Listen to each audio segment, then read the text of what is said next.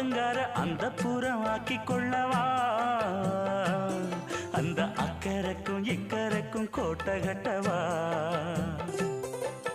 மாமன் கையில் பூவை தந்து சூடிக்கொள்ளவா அடி ஆசை என்னும் ஊஞ்சல் கட்டி ஆடிக்கொள்ளவா சொல்லு சொல்லு திட்டம் என்ன சொல்லுவது கஷ்டமா பொத்தி பொத்தி வச்சதென்ன என்னென்னவோ இஷ்டமா